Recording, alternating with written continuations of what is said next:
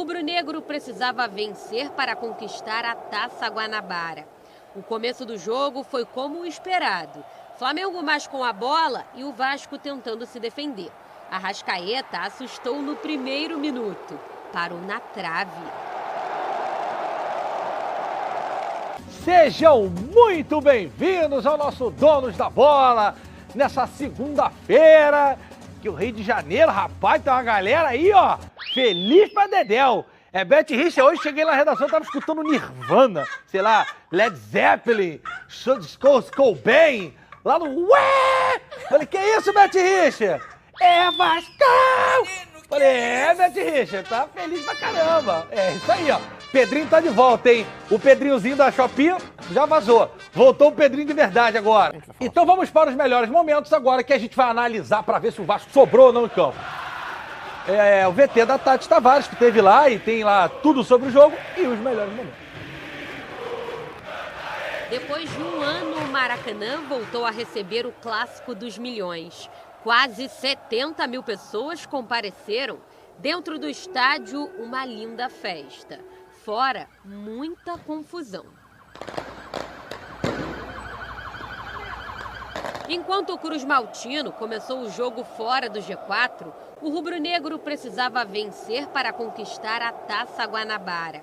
O começo do jogo foi como o esperado. Flamengo mais com a bola e o Vasco tentando se defender. Arrascaeta assustou no primeiro minuto. Parou na trave. Os ânimos estavam à flor da pele, muitas faltas. O Fla pressionava. Quando a Arrascaeta recebeu na entrada da área, deu um lindo toque para Gabigol. Léo Jardim defendeu. O Vasco respondeu com Pedro Raul. O atacante soltou uma bomba de fora da área.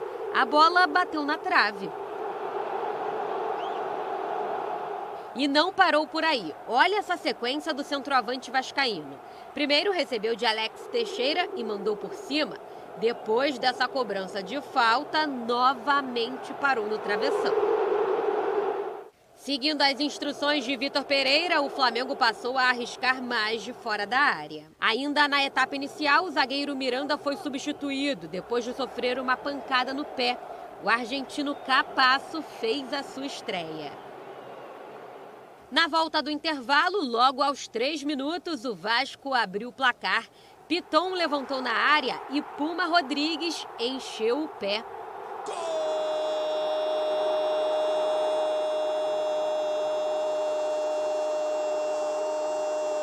Golaço do Puma!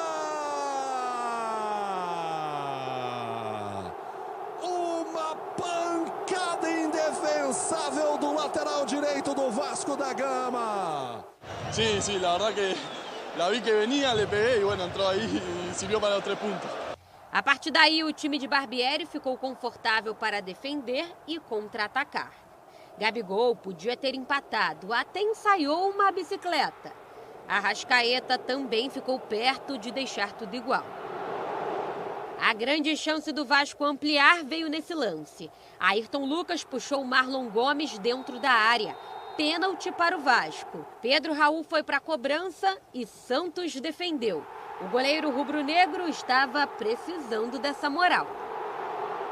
Já no fim, Cebolinha quase fez um golaço. Léo Jardim evitou.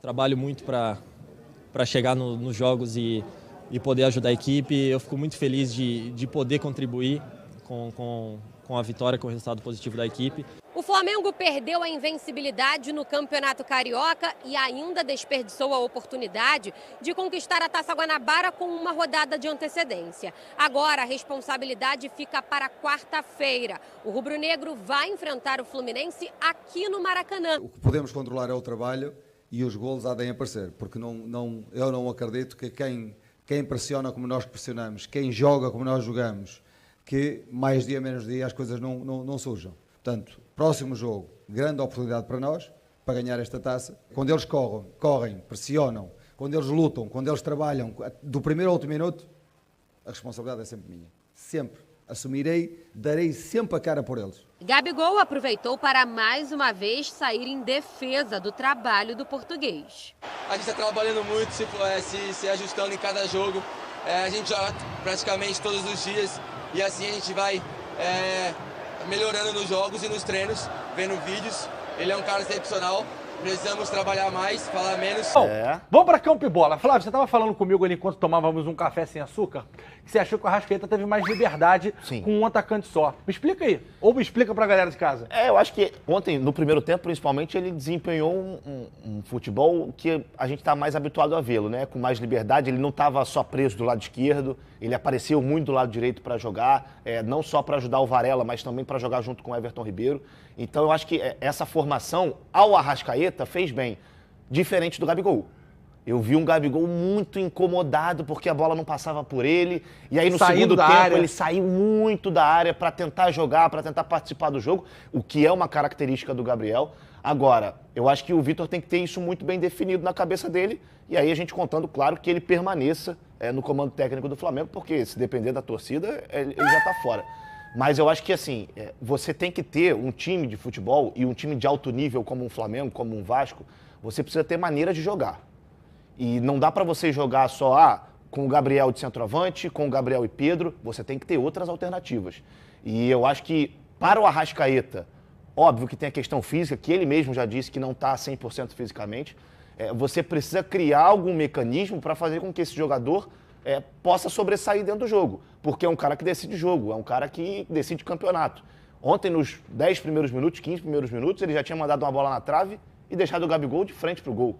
Então é um cara diferente, é brincadeira, um passe que não é qualquer um que dá. Só que nos primeiros 10 minutos de jogo, o Flamengo amassa o Vasco.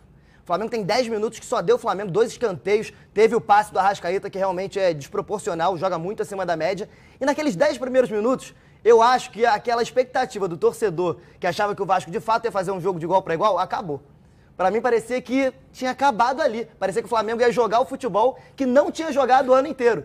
E aí o Pedro Raul coloca o Vasco no jogo. Porque aquela primeira bola que ele pega, vira e bota na trave, a primeira, aquele vira e bate de direita, se não me engano, uma pancada, bate na trave do Santos e aí parece que o Vasco...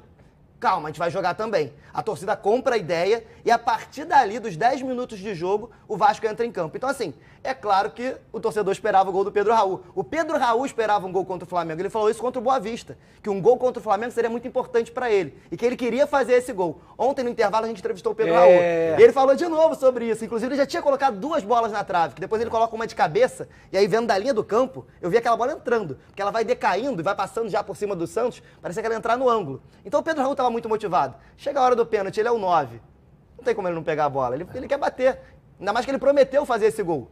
E o Pedro Raul, aí eu acho que assim, a crítica é não fazer o gol. Peraí, vou ser o advogado do diabo aqui. Se eu sou atacante, eu também pego a bola e quero bater. Certo. Mas assim, você tem que ter pré-definido lá. Não é porque eu quero, prometi que eu vou bater. Então, mas... Quem é o batedor do Vasco? É o Nenê, que não estava em campo. Quem é o segundo batedor do Vasco? É o Pedro Raul. Então, você que estava no campo, você pode até dizer melhor do que eu. Quando teve o pênalti, teve uma mini reunião, uma mini conferência. A Glenda reparou e ele falou Alex Teixeira, Pedro Raul e tinham mais 1 ou 2 jogadores nessa rodinha, eles todos se abraçaram. E aí depois o Pedro Raul sai com a bola na mão. O Alex Teixeira bate pênalti. Eu lembro dele batendo pênalti. Alex Teixeira bate também. Só que, assim, acho que até essa coisa da confiança, né? O Pedro Raul estava confiante, ele tinha botado 2 bolas na trave, ele queria esse gol. Agora, falando não só sobre o erro do pênalti, ele bateu mal o pênalti, tá? O Santos pegou, mas teve também o erro do Pedro Raul. Ele bate muito mal. Igualzinho ele bateu com o Volta Redonda. E bateu muito mal contra o Volta Redonda também, exatamente. Talvez agora já seja o momento de repensar se o Pedro Raul deve ou não bater pênalti. Mas sem a bola, o Pedro Raul é um baita jogador pro Vasco hoje. Ele segura muito bem a marcação, o pivô dele é muito bom. E ele, quando faz o pivô,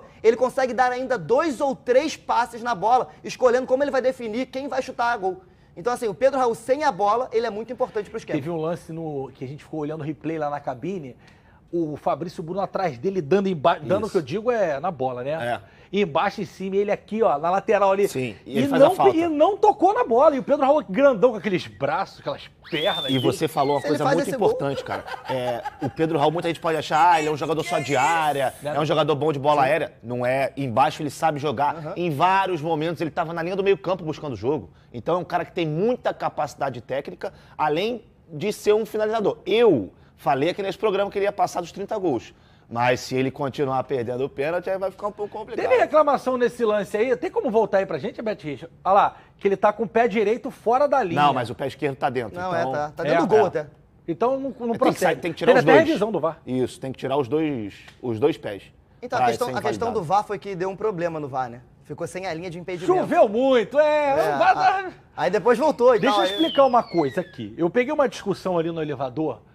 Ah, porque o André chegou um pouco ao ataque. Eu vou explicar uma coisa pra vocês que estão chegando agora no futebol. Não que sejam os donos da verdade. Mas o Andrei, originalmente, ele é volante.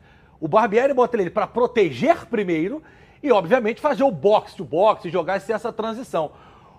O moleque jogou pra Dedéu. Quem tava no estádio que viu de cima, a forma que ele organiza aquela bagaça ali, pra quem tem 18 anos. E aí o torcedor vascaíno mais novo, que quer ficar vendo aí Netflix, que o cara faz gol, cabeceia, matando o peito. Irmão, o moleque é volante e que joga. O que ele organiza ali, o que ele dá de segurança, até pro Jair jogar, pro Piton jogar, pro Pumita jogar. Uma baita de uma partida do André. E a gente falou aqui, quer jogar de quê, meu filho? Joga a camisa, pega e vai jogar. Só queria esclarecer esse ponto. E outro ponto que tá dando fofoca também, eu quero botar os senhores quero saber o senhor do Andrei. E antes eu só vou falar. Vamos falar do Andrei, daqui a pouco eu falo dos Santos. Vai. Sobre o Andrei, primeiro. Sobre o Andrei. A identificação com o clube. A primeira bola que o Andrei desarma ontem, ele vibra de uma forma que um jogador que não tivesse tão identificado com um clássico como esse não vibraria. Ele desarma o Everton Ribeiro. Já estaria com a cabeça em aí Londres. ele desarma o Everton Ribeiro, aí ele vai pro lado assim, ele faz aquela comemoração, tipo assim, sabe, muito Como é que é? Como é que é? Aquela assim, ó, tipo, muito feliz que isso, desarmou o Everton Ribeiro. Assim, pô, tu isso, sabe. cara. Aí, enfim. Vai virar figurinha, já viu, né? Aí, além disso, ele começa jogando de segundo volante, depois o Rodrigo sai no segundo tempo e ele muda de posição. Porque ele vira o primeiro volante. A gente esperava que o Jair fosse virar o primeiro volante. Não é. O Andrei vai fazer o primeiro volante pro Jair ter espaço. Depois o Barros entra e reformula de novo. Ou seja, no mesmo jogo, ele jogou basicamente em duas posições em momentos diferentes. Começa de segundo, vai pra primeiro, volta pra segundo. E um baita jogo dele. E um baita jogo. Então, assim, é porque o povo quer que ele marque, faça gol, bate escanteio, bate o pênalti. Pô, ainda tem uma estratégia que o Andrei faz muito bem, que o Barbieri acho que ainda não viu o vídeo. Quando ele vê, ele vai passar a usar. Ontem o Vasco tinha muita dificuldade na saída de bola, aquela bola tocada, do tiro de meta, que agora a gente usa muita saída com passes. O Andrei faz isso muito bem. Na Série B do ano passado, ele era o cara que dava a saída de bola. Ele ia pra dentro da área, ele tocava em um dos lados, ele recebia, e aí, a partir dali, ele fazia o box-to-box, que era ir da área até a outra. Ontem, ele não fez ainda. E o Léo Jardim não conseguiu sair bem com essa bola ontem. Tanto que o Vasco abandona essa saída em toque de bola e depois começa a dar o chutão. Depois de algum tempo de jogo. Quando o Barbieri entender que o Andrei faz isso muito bem, é mais uma característica do Andrei. Posso fazer uma observação em relação ao que o Thiago falou? Eu não sei se vocês repararam, mas ele falou primeiro o Andrei, depois ele fala quando o Rodrigo sai, depois ele fala quando o Marlon Gomes entra, depois ele fala quando o Eric Barros entra. Qual é a característica em comum disso? Todos eles são garotos da base do Vasco. Todos. Rodrigo, Andrei, Marlon Gomes, Cauã. Assim, eu achei muito legal no segundo tempo, quando os times foram mexer, que no Vasco, grande parte eram garotos criados no Vasco. E o Barbieri sabe trabalhar isso muito bem. No Flamengo, querendo ou não, Cebolinha, que não é do clube. Matheus Gonçalves entrou muito bem. Então isso é pra gente observar que a base, muitas vezes, ela é a solução. E, principalmente, ela é a solução em momentos como esse. Em momentos quando o futebol do clube é estruturado, quando o time é estruturado. Porque não adianta tu colocar um garoto numa furada. Na furada. Entendeu? Então, assim, eu reparei isso ontem e eu achei muito legal, porque é uma forma de você criar uma alternativa. Não vai ao mercado, a tua diretoria não vai ao mercado? Então olha para a base. Olha para os seus ativos. Porque cuida da base para poder... Você rega a plantinha cresce. E tem muita garotada boa no futebol carioca. Muita garotada boa. Não são só esses que estão entrando, não. Tem outros que também têm muita capacidade. É só a gente olhar os volantes da seleção. João Gomes, Andrei e André. É isso. Flamengo, Vasco, Fluminense. Sim. Né? É isso mesmo. Olha o gol do Pumita aí. Que golaço, chute, como diria o João Lidington, de rara felicidade. Todo o mérito do mundo para o Pumita. Outra discussão de boteco. Eu gosto da discussão de boteco. O pau tora. O cara bate com um copo de Figueiredo na mesa. Não, trovo rosa aí. Me dá um espetinho, aquele espetinho milanesa de frango que tem em todo boteco. A Torresmin. Qual é a discussão? Foi de curva, foi na bochecha da rede e foi um chutaço. Mas foi de longe e me dá a impressão, não sei se o Santos vê a hora que a bola sai, que ele foi um pouquinho atrasado. Qual é o meu ponto? Eu quero ouvir de vocês. Tá, vamos lá. Tiagão, você falou que era impossível, que ninguém pegava, tarará, tarará. Impegável pra mim. Beleza. Chutaço, mérito Flávio Amêndola. todo do Pumita. Eu acho que é uma bola defensável. Eu Ela- acho que um goleiro como o Everton, por exemplo, teria uma reação talvez um pouco mais rápida. Mas assim, a gente também tem que pontuar. O Rob falou na transmissão, nosso Rob Porto, narrador, que a bola desvia no Cebolinha. Então esse desvio, foi por isso. mais leve que tenha sido... Qual- Cebolinha? É Eu não porque consigo ver o desvio. é ele que vai fazer ali, vai fechar A primeira marcação Aí, ó, lá? agora aí, ó, Agora. ele aí, ó. Eu não vejo O desvio. Rob cita isso. É. Eu acho que pode ter influenciado também, mas eu acho que o Santos poderia ter saído um pouquinho antes. Mas também não dá pra tirar Ele o mérito parece do também Pumita. estar com a visão um pouco tapada, né? Porque na hora que sai o É, chute, é um chute sim. muito de longe, parece que a marcação Eu acho ali que ele dentro da não área esperava. atrapalha. Aliás, Com certeza que não. narração do Rob Porto, hein? narração. O Sérgio Maurício deu um show na Fórmula 1 de manhã e o Rob Porto, com a Tirson e com o Ricardo Rocha, um show de transmissão pré-jogo fera. Muito legal. Parabéns para a equipe. Olha aqui, talvez porque a bola foi de muito longe, mas o que eu estou dizendo é... E outra coisa, nesse programa a gente não trabalha com caça às bruxas a Isso. ninguém. Ninguém é culpado. O Santos não foi culpado. O Gabi perdeu gol, teve bola na trave, o Léo pegou pra caramba. O Santos não é responsável pela derrota. Mas o meu ponto é, nós estamos falando de um goleiro da prateleira de cima. Se fosse eu no gol, não tinha jeito. Não tinha. Se fosse o goleiro Zé Coquinho, não tem. Não tem. Mas eu tô falando do Santos, do Fábio, do Everton, do Everson do Atlético Cássio. Mineiro, do Cássio. Esses caras, que são goleiros de 3 pontos, esses caras, quando eles tomam um gol de muito longe assim, a gente pensa, opa, não é normal. Esse é o ponto, só isso. Ninguém tá falando Santos falhou, Santos foi... Não. A gente está discutindo se essa bola, de alguma forma, poderia ser evitável. Eu já vi, por exemplo, Portuguesa e Fluminense. O Romarinho fazia 200 jogos pela Portuguesa. Isso. A bola fez assim, ó, e o Fábio foi lá e buscou. Eu vi o Júlio César numa semifinal de Champions League, uma chapada do Messi, mais difícil que essa e muito mais perto, e foi o Messi, chegar e defender uma bola dessa. É só isso. Ninguém tá falando que o Santos é o vilão da história, que pegou pênalti, pegou uma bola cara a cara com o Nenê. Só isso. Isso aí que você falou que é fundamental. Se a gente parar pra ver o jogo, o Santos foi bem no Bem, jogo. foi Foi muito bem. bem no jogo. E a gente aqui, quando a gente critica, quando a gente acha que tem que criticar. E a gente fala bem quando, dentro do campo, a gente vê que o cara foi bem. Eu acho que o Santos, num contexto geral, foi bem. Melhorou. Essa bola é uma bola defensável? Mas eu vejo que o Santos está começando a recuperar a confiança. Tiveram 2 lances ontem, de uma bola muito semelhante à do Mundial. De indecisão do lateral ou do zagueiro e para o Santos sair. Dessa vez, meu amigo, o Santos saiu rasgando. Por quê? Porque ele é goleiro. Ele tem a possibilidade de pegar a bola com a mão. E aí, dessa vez, ele faz isso. Então, acho que é um processo de reconquista da confiança e eu acredito que daqui a pouco ele já vai estar naquele nível que a gente espera.